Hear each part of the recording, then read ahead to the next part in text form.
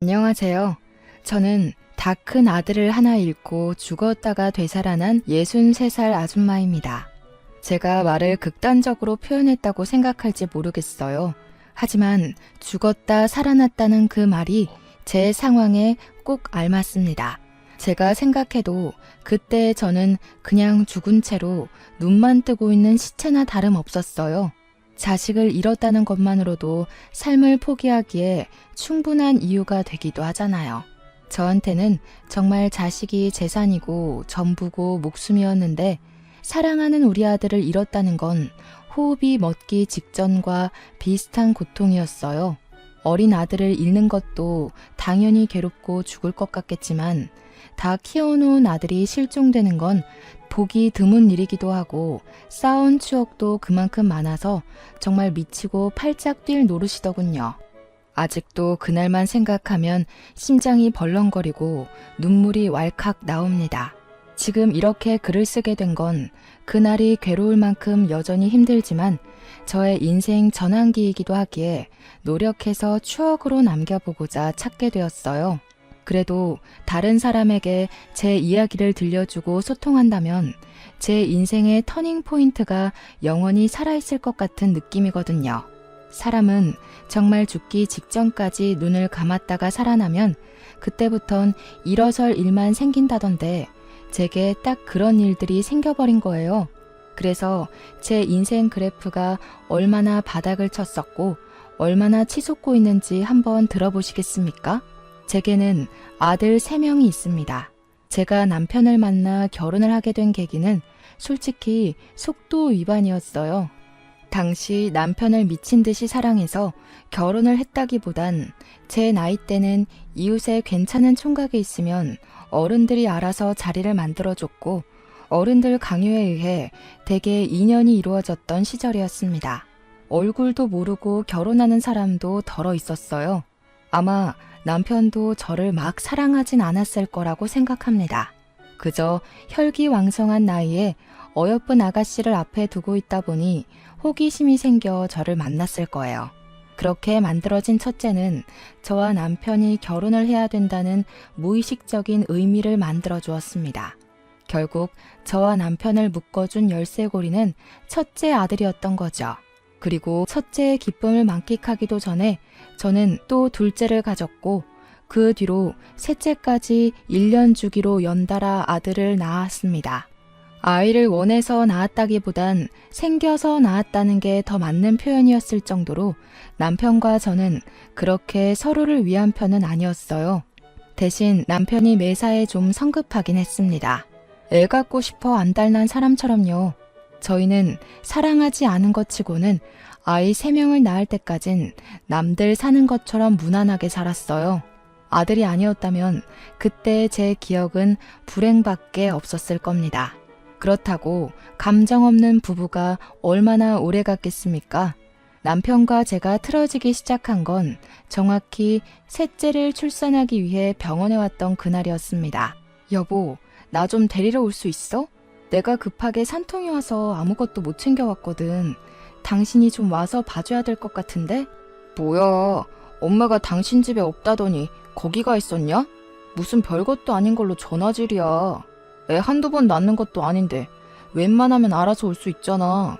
데리러 오라는 게 아니라 내가 가방을 못 챙겨와서 돈을 안 들고 왔다고. 지금 계산해야 되는데 좀 와줘. 아, 나 안 돼. 오늘 부장님 골프 내기 지셔서 우신단 말이야. 바쁘니까 엄마더러 오라고 해. 부장님 부르네. 들어가 봐야겠다.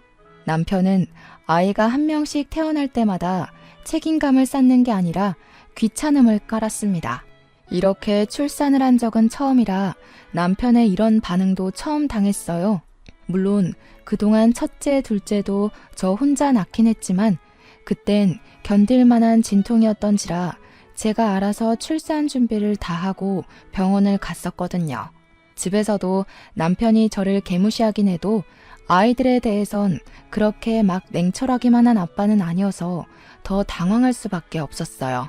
남편의 전화가 무작정 끊겨버리자 병원 직원들 눈치가 보였습니다. 병원 전화기를 빌렸던 거라 2번이나 실례를 할 수도 없어서 난감했어요. 그런데 그때 대기석에 계속 앉아있던 아저씨 한 분이 제게 다가오더라고요. 부인 출산 때문에 온 것 같았습니다. 전화하는 내내 그분에게서 시선이 오는 것 같긴 했으나 제가 쪽팔려서 애써 외면했거든요. 그러나 직원들까지 제 사정을 눈치챘을 정도로 저랑 남편의 대화가 안 좋았기에 아저씨 또한 제 입장이 난처해졌다는 걸 알았나 봅니다. 그건 그렇다 쳐도 갑자기 비용을 손수 내주더라고요. 심지어 저는 하루만 쉬다 가면 되는데 일주일 입원 비용을 끊어주셨습니다. 모르는 사람의 호의인데다가 조건 없이 도움을 받은 게 너무 미안해서 그러지 말라고 말렸는데요. 그 아저씨가 자기도 여동생이 출산 중에 있다고 저더러 여동생이랑 비슷한 또래인 것 같아서 못 지나치겠다고 하더라고요. 제가 사정이 여의치 않았던지라 할 수 없이 그 호의를 받았고 대신 그분께 이 은혜를 꼭 보답할 테니 명함 있으면 한 장만 달라고 했습니다. 그렇게 받은 명함에는 별다른 내용은 없고 아저씨 이름이랑 전화번호가 적혀 있었어요. 김명철, 그분 성품처럼 참 멋있는 이름이라 생각했습니다. 덕분에 저는 일주일간 푹 쉬다가 셋째 아이를 데리고 집에 돌아갈 수 있었어요. 그동안 첫째랑 둘째는 시댁에서 봐주고 있었고 저는 예쁜 셋째를 안고서 시댁 문을 열고 들어갔죠. 당연히 첫째랑 둘째도 시댁에서 크게 환대를 받은 건 아니었기에 셋째의 환대 또한 기대도 안 했습니다. 그러나 집에 들어가자마자 귀싸대기를 맞게 될 줄은 몰랐어요. 순식간에 일어난 일이라서 머리통이 얼얼해 고통도 뒤늦게 찾아오더라고요. 그 와중에도 저는 셋째가 다칠까봐 꼭 안고서 자빠졌습니다. 도대체 며칠째 연락을 안 해. 집안일이랑 애들도 내팽개쳐놓고 잘도 먹고 쉬었나 보다. 우리 엄마가 네 종이냐? 네 새끼 봐주는 유모냐고. 아이고 됐다 얘. 그냥 내버려 둬라. 어차피 조만간 쫓아낼 거 뭐하러 힘 빼. 괜히 몸 안 좋은데 짐 싸는 거나 좀 도와줘. 시모가 둘째를 안고 첫째에게 밥을 먹이면서 하는 소리에 저는 놀라서 움츠리고 있던 얼굴을 들었습니다. 그러자 한 대 더 날라온 손 때문에 저는 완전 신발장에 나뒹굴어 버렸어요. 거센 반동에 셋째가 울기 시작했지만 저는 일단 시모한테 그게 무슨 소리냐고 뭘 쫓아낸다는 거냐고 소리를 쳤습니다. 이 집에서 가장 쓸모없는 게 뭐겠니? 손자 3명이면 너한테 볼 일은 다 봤다. 우리 아들은 마침 괜찮은 집안 여자가 생겨서 거기랑 맺어주려고 하니까 너는 그만 네 갈 길 가봐라. 알고 보니 저와 남편은 어른들이 이어준 사이가 아니었어요. 저는 그냥 남편한테 던져진 놀이개였던 겁니다. 결혼하기 전부터 남편의 짝으로 시모가 점지한 여자가 있었는데 그 여자가 태생적으로 불임이라는 거예요. 그래서 대신 애를 낳아줄 제가 필요했다고 합니다. 청청병력 같은 개소리에 저는 식겁해서 일단 우리 애들을 지키려 했어요. 필사적으로 남편을 밀치고 뛰어가 첫째랑 시모 품에 있는 둘째를 뺏으려고 악바리같이 덤볐습니다. 그러자 남편이 나서서 제 품에 있는 애들을 다 떼어내 저를 잡아 끌었어요.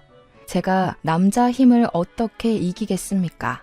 그것도 저는 일주일 전 출산을 했던 여자인걸요. 남편의 힘에 속수무책 당하기만 하면서 저는 그대로 현관문 밖으로 쫓겨났습니다. 추운 날이었는데 맨발로 문 앞에 서서는 하루 종일 문을 두드리고 소리치다가 남들 잘 시간 되어서야 집으로 돌아갈 수 있었어요.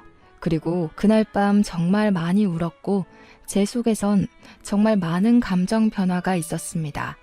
사람이 미치게 울고 나니까 원래 없던 도끼가 생기더라고요. 저랑 바꿔치기 될 여자가 올 때까지 시간이 좀 있었는데 저는 그 시간을 이용하기로 했어요. 우리 애들을 데리고 야반도주를 저지르게 된 겁니다. 떠나기 전 시모가 괘씸해서 시모 지갑에 있는 현금도 훔쳐서 달아났어요. 그렇게 발목이 나갈 것처럼 도망친 저는 터미널에서 아침까지 버스 시간을 기다리다가 저기 어디 산골 구석에 보육원으로 향했습니다. 그리곤 원장님을 만났어요. 죄송합니다, 원장님. 제발 부탁드릴게요. 면목 없지만 정말 굳은 일이라도 뭐든 할 테니 저희 좀 도와주세요. 가진 돈도 없어서 정말 갈 데가 없어요. 다행히도 보육원 원장님은 굉장히 곱상하고 좋은 사람이었습니다. 제가 무릎 꿇고 울면서 사정하는 걸 보곤 같이 무릎을 꿇어주면서 저를 먼저 다독여 주었어요. 정말 많이 힘들었겠어요. 원장님한테서 처음 들은 말은 그거였어요. 단순한 그 말이 저의 불안했던 마음을 전부 녹여주었습니다. 원장님은 생각보다 흔쾌히 저희를 받아주었고 저는 보육원에서 주방 일을 하며 돈을 벌 기회를 얻었습니다. 우리 애들도 같이 보육원 애들과 함께 어울려 키울 수 있게 되었어요. 셋째를 낳을 때도 제게 은인이 한 분 계셨는데 또 극한의 상황에서 제게 은인이 나타나니 아직 신은 존재할지 모른다는 생각이 들었습니다. 그런 말 있잖아요. 신은 딱 견딜 만큼의 고통만 주고 그 다음 보상을 내린다고요. 제가 제때제때 보상을 잘 받았던 것 같아요. 정말 평생 고마워해야 할 기억이라고 생각합니다. 하지만 한편으로 원망스럽기도 했던 건 보상이 주어지긴 하나 언제 또 고통을 내려줄지 모른다는 불안이 기다리고 있다는 거였어요. 그 불안은 시간이 얼마 지나지 않아 제게 또 닥치게 되는데요. 어느덧 애들이 쑥쑥 커서 첫째가 벌써 고등학교 입학을 해야 할 때가 왔어요. 그런데 여기 보육원이 고등학교 입학할 때가 되면 타지로 가야 된다고 하더라고요. 주위에 중학교는 분교처럼 있어도 고등학교는 자체가 없기 때문이었습니다. 할 수 없이 아이 학력을 위해서 저는 애를 타지로 보낼 수밖에 없었어요. 차마 기숙사 생활까진 시키기가 불안해서 저는 첫째에게 돈을 쥐어주며 버스 타고 통학할 수 있겠냐고 물었습니다. 첫째는 참 기특하고 효심이 깊은 아이예요. 제가 자신 때문에 불안해한다는 걸 알고 늘 제 마음이 편할 수 있도록 제 뜻에 따라 선뜻 나서주는 아이였습니다. 그러니 버스 타고 50분이나 걸리는 그 무리한 통학도 제 마음 생각해서 흔쾌히 수락해 주었죠. 아무래도 매일 눈앞에 보이던 아들이 하나 없으니까 걱정이 엄청 되더라고요. 멀찍이 학교를 다니는 첫째가 아들 셋 중에서 유일하게 먼저 울타리 밖을 나간 자식이니 당연히 그럴 수밖에 없지 않겠습니까? 그래서 아들 등하원 시간을 체크해 항상 마중하고 배웅을 했습니다. 점점 아들의 고등학교 생활이 익숙해지고 첫째의 성실하고 착실한 태도가 지속되니 제 마음에 점점 안정이 찾아왔어요. 저는 그제야 마음을 놓고 아들과 웃으면서 인사할 수 있었죠. 하지만 그 안심도 잠깐이었죠. 제가 큰 불안이 다시 찾아왔다고 말씀드린 거 기억하시나요? 그 불안이 바로 우리 첫째 아이에게서 비롯됐죠. 제가 결국 첫째를 잃게 되는 날을 맞게 된 거예요. 어느 날이었어요. 매일 똑같은 시간에 도착을 했던 애인데 이상하게도 그날따라 첫째가 늦는 겁니다. 그땐 휴대폰도 없었던 때라 아들에게 연락할 방도가 없었어요. 그저 자정이 넘도록 집을 안 오는 첫째 때문에 저는 보육원 밖에서 전전긍긍하였고 뒤늦게 학교로 전화를 해봤지만 너무 시간이 늦은지라 받는 사람이 없었습니다. 제가 할 수 있는 일은 그저 보육원 마당에서 가슴을 떨며 첫째를 기다리는 것밖엔 없었어요. 하지만 제 간절한 바람과 다르게 새벽이 다 지나 동이 틀 때까지도 첫째는 나타나지 않습니다. 결국 다리에 힘이 풀린 저는 주저앉고 오열했죠. 저 때문에 그 당시 보육원 분위기가 무섭게 가라앉았었습니다. 아이들도 보고 있는데 제가 정신 못 차리고 무너져서 울고만 있자 아이들도 저를 많이 걱정하더라고요. 당연히 우리 둘째, 셋째도 저를 보고 있었겠죠. 나중에는 애들도 제게 슬금슬금 다가와서는 큰형 잃어버렸냐고 울먹이면서 말을 하는데 저는 그저 어떡하면 좋겠냐고 우는 것 말고는 애들한테 안심을 주진 못했습니다. 원장님이 우리 첫째를 실종 신고해주고 나서 그 뒤로 위로를 해줬지만 이미 아들을 잃고 미쳐버린 제겐 그 어떤 따뜻한 말도 들리지 않았습니다. 그때부터 저는 일도 못했고 사춘기 시절이라 중요한 시기를 보내고 있는 둘째, 셋째도 못 돌봐줬어요. 그저 방에 누워 시름시름 앓기만 했습니다. 그 사이 시간은 계속 흘러갔지만 제 시간은 첫째를 잃었던 그때로 멈춰만 있었어요. 그래서 죽도 밥도 안 되게 무너져만 있었냐? 그건 또 아닙니다. 제게 시련을 이길 만한 계기가 또다시 찾아와요. 제가 다시 기운 차릴 수밖에 없었던 건 바로 원장님의 제안 때문이었습니다. 내가 한 선생을 얼마나 믿는지 알지? 아직도 한 선생이 내게 찾아준 걸 너무 고맙게 생각하고 있어. 나 여기 보육원 30대 때부터 시작해서 정말 아끼며 키워온 거야. 그래서 물려줄 때도 내가 아끼는 사람한테 주고 싶다고 생각하고 있었거든. 나한테는 한 선생이 그런 사람이야.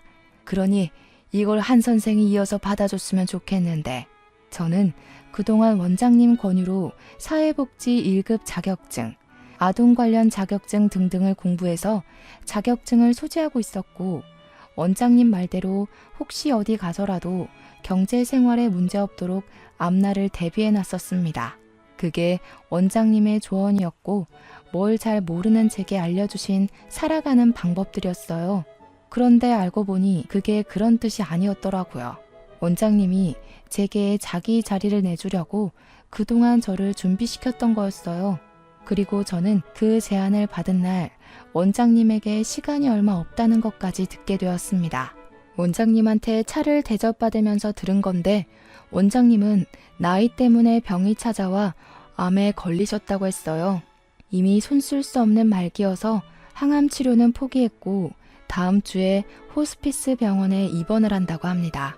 그 소리를 듣고 제 가슴이 또 얼마나 사무치게 아프던지 하나를 얻으려면 하나를 잃어야 하고 하나를 잃게 되면 또 하나를 얻게 된다는 게 삶의 이치라는 거 잘 알고 있었어요. 하지만 그 과정이 너무 고통스러웠습니다. 그렇게 원장님은 끝까지 이악 물고 힘내서 보육원 아이들과 작별 시간을 보냈고 제게 인수인계를 해주다가 병원으로 가셨어요. 다행히 호스피스라서 병원이 같은 산골 지역에는 있더라고요. 저는 그렇게 원장님 가시는 날까지 보육원과 병원으로 가면서 곁을 지켜드렸습니다. 마지막 날에는 원장님 손에 보육원 아이들 사진도 쥐어주었어요. 그리고 원장님이 눈을 감은 날 저는 경찰한테서 아무래도 첫째가 죽은 것 같다는 소식까지 접하게 됐습니다. 그땐 CCTV도 별로 없을 때니까 몇 년 동안 실종자가 나타나지 않으면 부모에게 허락받고 사망 처리를 하기도 했거든요. 원장님 세상 뜬 날에 첫째 소식까지 겹치니까 제가 여태껏 겪었던 고통은 아무것도 아니었다는 걸 알았어요. 그날이야말로 제 인생 최대의 지옥이었고 무덤 속이나 다름없었습니다. 제가 많이 나약한 사람이라는 걸 그때 뼈아프게 느끼기도 했어요. 하지만 제가 마냥 이 잘못 없는 아이들을 두고 좌절만 하고 있을 순 없지 않습니까? 첫째는 끝내 제 품으로 돌아오지 못했지만 우리 둘째랑 셋째를 위해서라도 무조건 살아야겠다는 생각을 했어요. 아픈 만큼 단단해지고 강해지는 건 맞더라고요. 그렇게 정신없이 버텨내다 보니 첫째가 신기루처럼 사라져버린 지 어느덧 15년 정도가 흘러갔습니다. 우리 아들 둘은 벌써 성인이 되어 다 직장 생활을 하게 되었고 일주일에 한 번씩 보육원에 와서 아이들이랑 놀아주는 봉사를 자처하며 지내고 있었어요. 그날도 마찬가지였는데 그날은 또 날씨까지 좋아서 모두가 마당을 뛰어노느라 땀 범벅이 되어갔습니다. 숲 내음과 아이들의 웃음소리를 동시에 느낄 때면 저는 그게 제 마음의 안정제가 됐어요. 그래서 더 보육원을 떠나지 못했나 봅니다.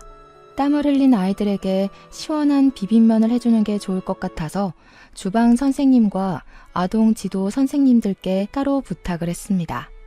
그때였어요. 원장실로 의문의 번호로 전화가 왔는데 받아보니까 우리 보육원에 후원을 했었다는 후원자분의 연락이더군요.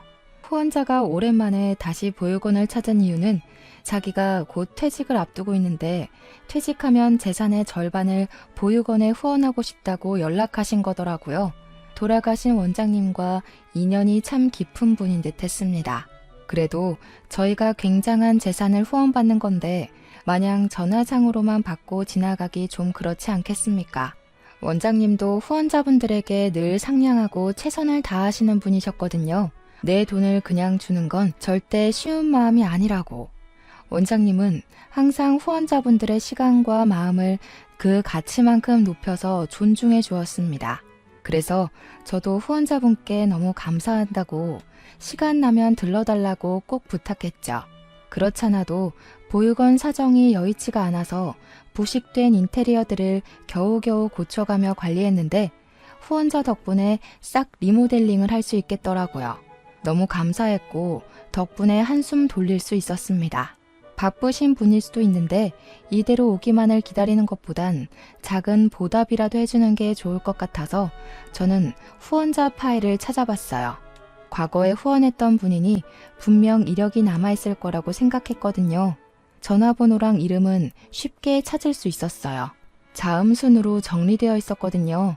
그 후원자분이 김시성이라서 거의 명단 위쪽에 있었습니다. 그런데요, 제가 그 이름을 보자마자 순간적으로 손가락을 멈칫해버렸지 뭡니까? 김명철. 분명 제가 확인한 전화번호의 이름이 그렇게 적혀 있었습니다. 이분 이름은 절대 잊지 못했어요. 제게 첫 번째 은인이니까요. 한데 왜 이분 이름이 여기에 있는 건지, 동명이인인 걸까? 그렇게 생각하고 있는 순간이었습니다. 그때 제 아들 둘이서 다급하게 엄마 하고 소리를 치며 들이닥쳤어요. 너무 성급한 목소리길래 혹시 우리 원 애들이라도 다친 줄 알고 놀라서 얼른 나가보았습니다. 큰형 이름으로 편지가 날라왔어. 방금 우체국 아저씨가 주고 가셨는데 보내는 이에는 형 이름만 적혀있고 받는 사람이 엄마야.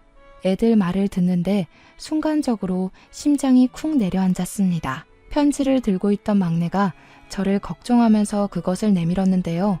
떨리는 손으로 그 편지를 받아보니 봉투에는 정말로 우리 첫째 아이 이름이 적혀 있더라고요. 그런데요, 저는 그게 전혀 애타지가 않았습니다.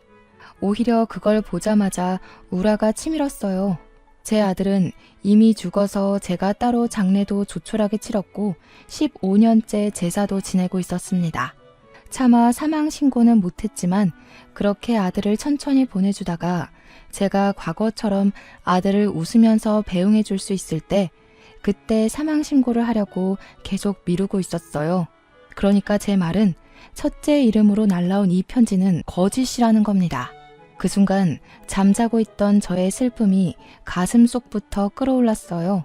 누군가 제 아들의 죽음으로 장난질을 했다는 생각에 화가 나서 그 편지를 다 찢어 발겼습니다. 어떤 놈들이 남의 속 뒤집어 놓으려고 수작을 부리는 거야. 왜 내 아들을 2번 죽여? 왜 겨우 이악 물고 살아가고 있는 나를 건드리냐고.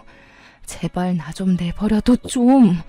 저는 울분을 토하면서 편지를 다 찢어버리고 그대로 주저앉아 무릎에 얼굴을 묻었습니다. 첫째를 잃은 슬픔은 세월이 지났다고 해서 반쪽이 되지는 않더라고요. 그냥 일렁이지 않고 잠자고 있을 뿐인 거였어요.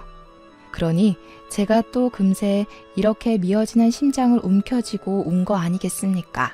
그렇게 또 반정신 나간 상태로 일주일을 지새며 그 장난 편지를 겨우 기억 속 저편으로 묻어갔어요.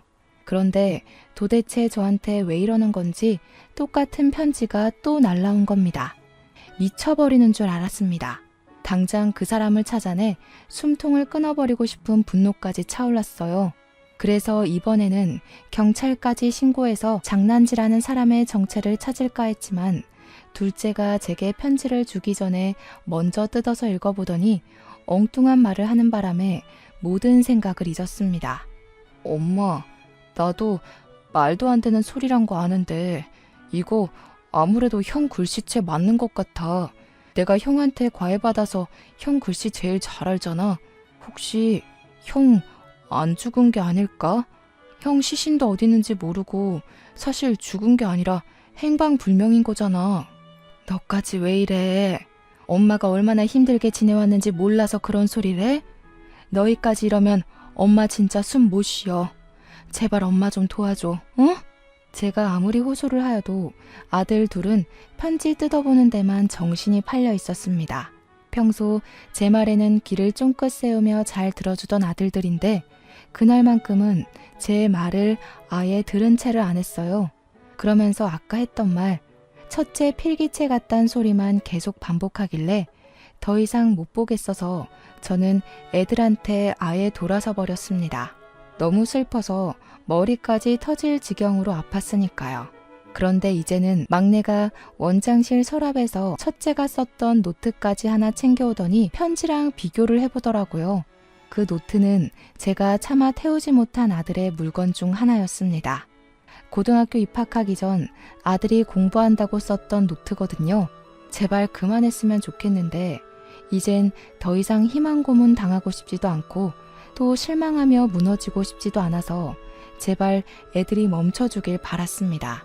하지만 그때 아들 둘이서 노트랑 편지를 비교하다가 큰 함성을 내지르며 유난을 떨길래 다시 한번 쳐다봤어요. 애들이 이것 좀 보라면서 제 앞으로 내밀었는데 애들 말대로 정말 편지랑 노트의 글씨체가 똑같은 거 아니겠어요? 편지가 약간 더 정숙한 느낌은 났지만 동그라미를 뻗치게 쓰는 모양새가 정말 복사본처럼 그대로더라고요. 그 순간 저는 충격을 받아서 아무 말도 못했고 제 눈으로 확인까지 했음에도 그저 저건 착각일 거라고 절대 기대를 하면 안 된다고 끝까지 물러섰습니다. 편지에는 여전히 보내니 주소지는 없었어요. 아들 이름만 기재되어 있었죠. 그리고 용기 내서 읽은 편지 내용에는 이제 모든 걸 끝냈으니 엄마에게 돌아가겠다는 말이 적혀 있었습니다. 그리고 미안하다는 말까지요. 그렇게 며칠 동안 편지만 반복해서 읽으며 대체 이게 뭘까 진지하게 마주해 봤습니다. 그리곤 저에게 정말 믿을 수 없는 기상천외의 일이 발생하고 말아요. 잠깐 지도 선생님들이 맡겨놓고 간 아동일지를 정리 중이었는데요. 순간 어디서 엄마 하는 소리가 어디서 들리는 겁니다. 제 몸의 온 세포가 반응할 만큼 익숙한 우리 아들의 목소리였지만 당연히 제가 착각한 거라고 생각했어요. 오늘 우리 둘째랑 셋째가 왔던가? 아, 오늘 안 온다고 했지. 그저 이 정도의 생각만 하고 그쳤습니다. 그런데 다시 한 번 더 엄마 소리가 들리더라고요. 처음은 한청이라 생각하고 넘길 수 있었지만 두 번째로 들리는 목소리는 확인도 하기 전에 제 눈물샘을 자극했습니다. 돌아보지도 못한 저는 들고 있던 볼펜을 떨구었어요. 엄마, 저 창민이에요. 오래 기다리게 해서 정말 죄송해요. 엄마한테는 정말 죽을 죄를 지었어요. 그 순간 저는 고개를 돌려 원장실 입구를 돌아봤습니다. 귀신도 아니고 환영도 아닌 죽은 줄만 알았던 우리 첫째가 원장실 눈앞에 우두커니 서 있더라고요. 숨이 막힐 정도로 놀라서 손이 떨렸고 저는 그대로 달려가 아들을 살폈습니다. 말도 안 된다. 네가 정말 내 아들이 맞는 거니? 창민이 맞아?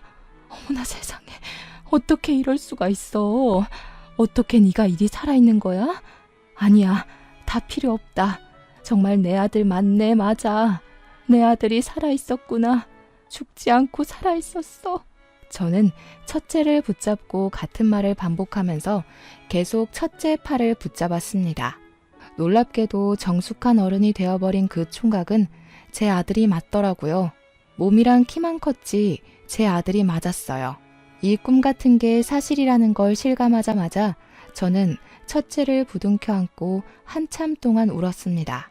그리고 진정하고 난 뒤에야 그동안 어떻게 된 건지 첫째의 사정을 들을 수 있었는데요. 충격적이게도 첫째는 잠적을 한 그날 제 전 남편을 만났다고 했어요. 제 아들 입에서 그 인간 얘기가 나오자 바로 심장이 벌렁벌렁 거리더라고요. 그래서 제 아들이 어떻게 전 남편을 알아봤냐면요. 아들이 버스를 타려고 기다리고 있다가 그 옆으로 줄지어 서 있는 택시에서 기사들이 내려가지고 수다를 떨고 있었대요. 그중 유독 얘기를 크게 떵떵거리며 말하는 아저씨가 하나 있었는데 그 아저씨 입에서 자기 이름뿐만 아니라 둘째, 셋째 이름까지 들었다는 겁니다.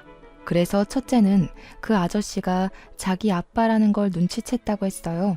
뜻밖인 곳에서 아빠를 만나게 된 것만으로 당황스러웠는데 그 아저씨가 함부로 얘기를 짓거리는 내용 때문에 화가 나서 생전 처음 누군가를 죽이고 싶다는 생각을 했을 정도로 분노가 차올랐답니다. 그러니까 그 내용이 전부 제 이야기였대요. 전 남편이 저를 완전 놀이개 장난감식으로 동네방네 떠들면서 저를 버렸다고 자랑처럼 짓거리길래 아들이 자처해서 전 남편에게 다가갔다고 했어요. 당황하는 전 남편에게 아들은 자신의 신분을 밝혔고 못 믿겠으면 친자 검사하겠다고 해서 같이 유전자 검사까지 받으러 갔다는 거 아니겠습니까? 그리고는 그 집에 스스로 기어들어가는 바람에 보육원으로 돌아오지 못했던 거라고 했습니다. 도대체 왜 그랬어? 네 잘못이 아닌데 왜 네가 엄마를 대신해서 그 썩을 놈 집에 기어들어가? 엄마는 그게 더 가슴 아픈 건 몰라? 그러다 너까지 그놈 때문에 잘못되면 엄마 그땐 진짜 어떻게 살라고? 미안해 엄마. 나도 정신 차리고 보니까 내가 친자 검사를 하고 있더라. 너무 화가 나서 견딜 수가 없었어. 엄마가 우리 지켜내면서 사느라 얼마나 고생했는지 아는데 그 새끼는 엄마 욕하면서 엄마더러 어디 가서 굶어 죽었을 거라고 깔깔대잖아. 첫째는 제 과거를 자세히 알게 된 것도 참을 수 없었고 상상 이상으로 쓰레기인 친부 인격에 화가 치밀어서 복수하고 싶었다고 했습니다. 자기 본능대로 움직였더니 그 집에 제 발로 들어가는 상황까지 갔다고 해요. 그렇게 해서라도 친부를 망가뜨리고 싶었답니다. 거기에 신경 쓰면서 시간을 보냈다 보니 세월을 인지하지 못한 채 15년이 지나버렸다고 했어요. 그러면서 제 생각이 나긴 했다고 하는데도 저한테 연락을 못했던 건 괜히 제가 걱정할 걸 아니까 또 자기를 어떻게든 구하러 찾아올 걸 아니까 그냥 보고 싶은 거 참으면서 안 했대요. 대체 네가 무슨 힘이 있다고 그런 충동적인 짓을 저질렀어. 젊은 나이에 큰일이라도 나면 어쩌려고. 네 동생들도 네가 죽은 줄로만 알고 얼마나 방황했는데. 당연히 혼자 한 거 아니야. 엄마 말대로 내가 어렸는데 어떻게 그 악질 어른들을 해치웠겠어. 능력도 없고 돈도 없는 학생일 뿐이었는데. 그래서 고맙게도 내가 잘 해낼 수 있도록 도와준 분이 계셔. 도와준 분? 제가 이해를 못하고 있었는데 아들이 뒤를 돌아보면서 멀찍이 있는 누군가를 부르더라고요. 선생님 하고 부르길래 아들 뒤편을 내다보니까 보육원 내부를 구경하면서 다가오는 남자가 하나 있었습니다. 근데 진짜 놀랍게도 그가 누군지는 물을 필요도 없는 사람이었어요. 저는 그 사람을 단번에 알아볼 수 있었습니다. 그 사람은 바로 우리 셋째를 낳은 날 산부인과 비용을 친히 지불해준 아저씨였거든요. 너무 놀라서 그 사람을 멀뚱히 바라보고 있는데 중후한 매력의 남자가 중후한 목소리를 내며 제게 악수를 건넸습니다. 그러면서 말했어요. 후원자 김명철입니다. 저희 어디서 본 적 있죠? 사정은 창민이한테 다 전해들었어요. 아이 공부 방해하면서 딴짓 시킨 건 아니니까 너무 염려 마세요. 우리 창민이 서울대 들어갔습니다.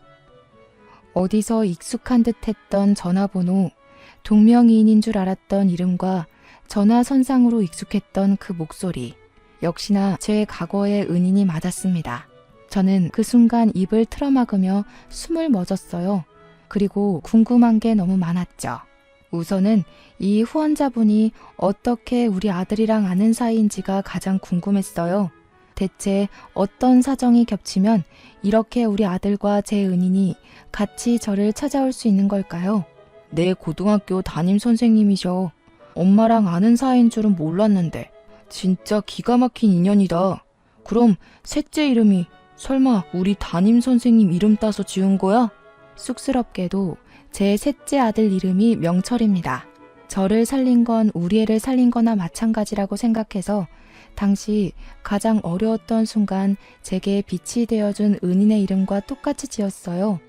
첫째가 그 사실을 발설하자 은인도 하하 웃으면서 그랬었냐고 그 정도로 감명 깊게 받아들여줘서 고맙다고 했습니다. 어쨌든 첫째의 말은 전 남편을 따라 이적했던 고등학교에서 은인을 담임으로 만났다고 했어요. 몰랐는데 우리 아들은 전 남편 강요 때문에 이름을 바꾸며 생활했더라고요. 그래서 경찰 측에서도 못 찾았던 것 같습니다. 은인이 우리 첫째의 고3 담임을 맡으면서 둘의 인연은 시작되었다고 했는데요. 진로 상담을 위해서 1대1 상담을 하는 게 고3 원칙인데 거기서 이런저런 얘기를 하다가 첫째가 보육원에서 자란 얘기를 해줬고 과거에 같은 보육원으로 후원한 적 있었던 은희는 우리 아들을 더 친숙하게 대하기 시작했답니다. 그 때문에 은인에 대한 신뢰가 올라간 아들이 제 사정과 전 남편 사정까지 은인한테 토로했대요. 그러면서 대학을 포기하겠다고 했는데 은인이 곰곰이 생각하다가 일단 대학은 가라고 하면서 그 뒷일은 자기가 도와준다고 했답니다. 담임 선생님으로서 자기 제자가 공부를 포기하고 집안의 복수를 나설 거라는 짓을 가만두고 볼 수가 없었대요. 그 은인이 후원까지 할 정도면 돈이 많다고는 생각했지만 정말 많은 사람인 줄은 상상도 못했습니다. 그런 사람을 본 적이 없거든요. 은인의 재력은 학교에서도 유명해서 학생들한테 일명 갑부 선생님으로 불리는 사람이라고 불린대요. 그래서 우리 보육원뿐만 아니라 여기저기 후원이랑 기부도 많이 하는 사람이라고 했습니다. 그리고 은희는 우리 아들 담임 선생님을 마지막으로 나이 때문에 퇴직을 했다고 했습니다. 그렇게 퇴직을 하여 아들이랑 자기 같이 인맥을 총동원해서 전 남편에게 보증 사기를 쳤다고 했어요. 그래서 순식간에 전 남편 부부를 빚쟁이로 만들었다고 합니다. 갚을 능력 없는 전 남편과 상간녀는 어쩔 수 없이 살기 위해 사채를 쓸 수밖에 없었고 살려고 발버둥 칠수록 더 빚더미에 빠져나올 수 없게 만들었다고 했어요. 집도 잃고 거짓골로 1년이나 사채빚에 쫓기다가 결국 역 주변에서 노숙을 하고 있다고 했습니다. 그것만으로도 충분히 충격이었는데요. 첫째랑 은인이 마지막으로 제게 묻는 말이 저를 사시나무 떨듯 놀라게 만들었어요. 엄마한테 그 새끼 쫄딱 망한 거 보여주고 싶었어. 엄마 보여주려고 결국 이렇게까지 온 거야. 엄마만 괜찮다면 그 새끼들 꼴이 어떤지 구경 갈래? 저는 정말 많이 고민이 되었어요. 무섭기도 하고 트라우마 때문에 심장이 쿵쿵거리기도 했는데요. 그래도 과거에 제 뺨을 치면서 그렇게 떵떵거리던 얼굴이 어떻게 망가졌나 보고 싶더라고요. 결국 저는 따라가는 걸 택했고 가는 동안에도 수없이 돌아갈지 말지를 고민했습니다. 하지만 고민만 하다 보니 금세 역에 도착하더라고요. 은인이 안내해주는 대로 조심스레 따라갔는데 그곳에는 정말 벌레 꼬이게 생긴 두 연놈들이 고개를 쳐박고서 사람들 돈을 구걸하고 있었습니다. 꾀지지한 차림새를 보면 자칫 전 남편인지 잘 못 알아보겠는데 전 남편이 신고 있는 슬리퍼를 보니까 알겠더라고요. 그 슬리퍼 신은 발에 제가 차인 적이 있었거든요. 와, 근데 정말 전 남편을 저렇게 보니까 과거의 모습 온데간데 없고 완전히 다른 사람처럼 보였습니다. 가까이 다가가니 생각보다 훨씬 더 가관이기도 했고요. 한 푼만 줍쇼. 4일 동안 아무것도 못 먹었습니다. 불쌍하게 생각해 주시고 제발 단돈 100원이라도 던져주세요. 전 남편이 제 발 아래를 기면서 바구니만 달달 들고 있길래 저는 잠자코 지켜보다가 지갑에서 10,000원짜리 한 장을 꺼내줬어요. 그러니까 상간녀랑 둘이서 아주 좋아 죽더라고요. 그러면서 전 남편이 너무 고맙다고 고개를 쳐들자 그 순간 저와 눈이 마주쳤습니다. 전 남편이 저를 단번에 알아보더라고요. 바로 깜짝 놀라면서 허리를 바짝 세우는 거 아니겠습니까? 옆에 상간녀는 당연히 저를 몰랐겠지만 제 남편이 여보 하는 바람에 제가 전 남편의 전처라는 걸 눈치챘을 겁니다. 제 자리를 꿰차고 들어간 년의 낯짝이 어떻게 생겨먹었는지는 그날 처음 봤어요. 똑똑히 기억하려고요. 저 상간녀 덕분에 제가 그 시궁창에서 벗어날 수 있었던 거니까요. 고작 이따위로 살 거면서 나한테 그렇게 큰 소리 쳤던 거야?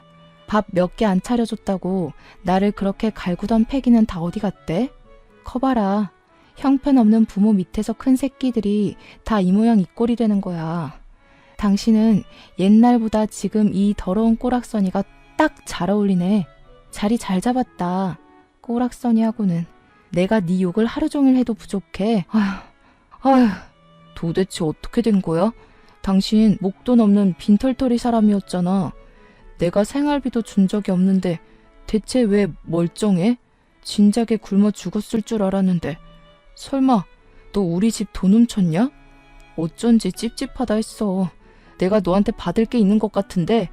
그래, 뭐 눈에는 뭐만 보인다고. 돈 없으면 사채 끌어다 쓰는 것밖에 못하는 너랑은 내가 좀 다르거든. 나한테 받을 게 있는 건 기억하고 있나 봐? 나는 잠깐 잊고 있었는데. 고맙게도 너 때문에 갚을 게 생각났네. 저는 과거에 전 남편에게 귀싸대기 맞았던 기억을 떠올려 첫째가 들고 있던 걸 받아 쓰레기 봉투로 전 남편 귀싸대기를 날려버렸습니다. 우리 보육원에서 챙겨온 애들 기저귀 뭉치였기 때문에 제법 무게가 있었을 거예요. 그러니 4일 동안 먹은 것 없다는 전 남편이 바로 상간녀 쪽으로 쓰러져 버리더라고요. 한 명한테만 선물을 주면 옆에 있는 사람이 서운해하지 않겠습니까? 전 남편에게 똥기저귀 다 던져준 뒤 상간녀한테는 검은 봉지 하나 날려주었어요. 이런 쓰레기 같은 남자 옆에 붙어 있으려면 그 정도 가방은 들어야 어울리겠네요. 축하드려요. 남자 잘못 만나서 쓰레기꼴 난 거 뭐 끼리끼리겠지만 서로 사랑할 테니 눈물겹게 이겨내 보세요. 참, 어떤 사람이 짜장면 먹다 남은 거 저기 금연구역에 갖다 버리던데. 살고 싶으면 그거라도 주워 먹던죠. 저는 더 이상 그 자리를 버티지 못하고 급하게 돌아섰습니다. 제가 나름 당당하게 그들 앞에서 떵떵거렸다고 하지만 사실 과거 트라우마 때문에 전 남편 존재가 여전히 무섭긴 했거든요. 그래도 제 곁을 지켜주는 은인과 우리 첫째가 있어서 그나마 그만큼의 용기를 낼 수 있었던 겁니다. 무사히 보육원으로 돌아온 저는 모든 걸 다 얻은 기분이었어요. 진심으로 걱정 없이 웃어본 게 얼마만인가 싶더라고요. 그런 적이 있긴 했나 싶었고요. 첫째를 찾았다는 소식을 제가 둘째, 셋째한테 보냈었는데 마침 애들도 먼저 와서 기다리고 있었습니다. 아들들은 가족 상봉을 하면서 부둥켜 안고 울었고 저는 다시 한 번 더 은인에게 감사 인사를 표했어요. 그리고 이건 의외의 인연이 되어버린 건데요. 제가 현재 은인인 분이랑 좋은 만남을 가지고 있습니다. 은인이 그날 이후로 보육원에 매일 찾아왔거든요. 말은 퇴직해서 할 게 없으니 애들한테 봉사하겠다는 핑계로 왔는데 정작 원장실에만 앉아서 저랑 자꾸 대화하려고 하는 게 아니겠습니까? 그래서 제가 단도직입적으로 나한테 관심 있냐고 물었더니 당황하더라고요. 그러면서 어떻게 알았냐고 티가 나냐고 하는 거 있죠? 원장일 하면서 애들 표정이나 몸짓 보고 마음 해석하며 살아온 지 수십 년이 되었는데 제가 그런 은인의 표정 하나 해석을 못할까요? 은인은 들킨 김에 제게 완전 고백을 해버리더군요. 아직 제게 연애는 조금 낯설지만 그래도 고맙게 찾아온 이 인연을 내치우고 싶진 않았습니다. 그래서 만났고 당연하게도 은희는 전 남편과 완전히 다르게 다정하고 따뜻해서 좋아요. 제가 가치 있는 사람이라는 걸 늘 증명해 주시거든요. 그래서 저는 아직까진 더 이상의 난관 없이 무탈하게 지내고 있습니다. 저를 지켜주는 든든한 내 남자 덕분에 미래로 나아가는 것도 두렵지 않아요. 우리 식구들만 있다면 저는 쭉 이렇게 행복한 보상만 받게 될지도 모르겠네요. 여기까지가 제 사연입니다. 확실히 흔한 이야기가 아닌 건 맞죠? 쓰는 내내 과거의 기억이 떠올라서 심호흡을 몇 번이고 들이마시길 반복했어요. 오랜만에 떠올리는 기억인데도 여전히 살떨리긴 하네요. 어쨌든 저는 이래요. 이렇게 살아요. 별일 없는 한 귀한 보육원 터 아래서 평생 숨내음 아이들 웃음소리 들으며 정신없이 살아볼 계획입니다.